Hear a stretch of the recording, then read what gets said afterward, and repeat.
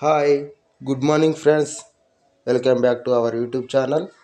Friends, ఈ వీడియోలోనైతే గ్రామానికో revenue ఉద్యోగి, రాష్ట్రంలోని ప్రతి రెవెన్యూ గ్రామానికి ఒక రెవెన్యూ అధికారి ఉండాలనేది లక్ష్యమని రెవెన్యూ శాఖ మంత్రి పొంగులేటి శ్రీనివాసరెడ్డి గారు అయితే జరిగింది. ఫ్రెండ్స్, రైతులు సులభంగా దరఖాస్తు చేసేలా ధరణి పోర్టల్లో మార్పులు చేస్తామని ఆయన చెప్పారు.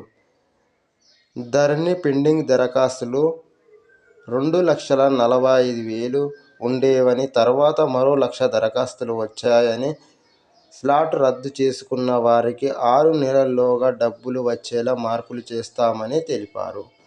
భూముల విలువ సవరణపై కసరత్తు జరుగుతున్నదని, ఎల్ఆర్ఎస్ను క్లియర్ చేసేందుకు సిద్ధంగా ఉన్నామని ఆయన చెప్పారు. జీవో 59 కింద అక్రమాలు జరిగినట్టు దృష్టికి వచ్చిందని, అందుకే వాటి రిజిస్ట్రేషన్లు నిలిపివేశామని వివరించారు. 100 గజాల లోపు స్థలాలకు రిజిస్ట్రేషన్ చేయాలని ఆదేశాలిచ్చామని వెల్లడించారు. ఆదాయం వస్తున్న 36 సబ్ రిజిస్ట్రార్ కార్యాలయాలకు కార్పొరేట్ కంపెనీల సిఎస్ఆర్ నిధులతో భవనాలు నిర్మించి నిర్వహణ సైతం వాటికే అప్పగిస్తామని తెలిపారు. రుణమాఫీ కోసం 31,000 కోట్ల కన్నా ఎక్కువే ఖర్చయ్యే అవకాశం ఉన్నదని, ఇప్పటికే 9,000 కోట్లు సమీకరించామని, మిగతావి ఇతర మార్గాలు సమకూర్చుకుంటామని వెల్లడించారు. రైతు భరోసాపై అభిప్రాయ సేకరణ ఖమ్మం నుంచి మొదలు పెడుతున్నామని, శ్రావణపల్లి గనిలో బొగ్గు నాణ్యత తక్కువగా ఉన్నట్లు నివేదికలు అందుతున్నాయని తెలిపారు. కమర్షియల్, ఆఫీస్ స్పేస్ లీజ్ పెరిగిందని, ఇండ్ల అమ్మకం పెరగలేదని చెప్పారు.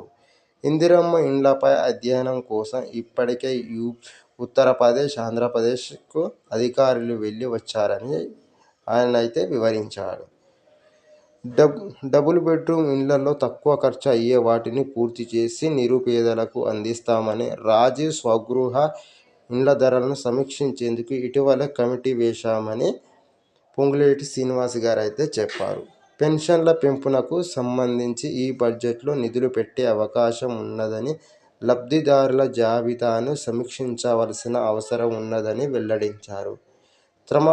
తమ ప్రభుత్వం స్థిరంగా ఉందనే భావన వచ్చే వరకు ఎమ్మెల్యేల చేరికలు కొనసాగుతాయని అతనైతే పేర్కొనడం జరిగింది. ఫ్రెండ్స్, మొదటిసారి మన ఛానల్ని చూస్తున్న వారైతే సబ్స్క్రైబ్ చేసుకోండి ఫ్రెండ్స్. అలాగే మన వీడియోలను లైక్ చేయండి ఫ్రెండ్స్. Thank you friends.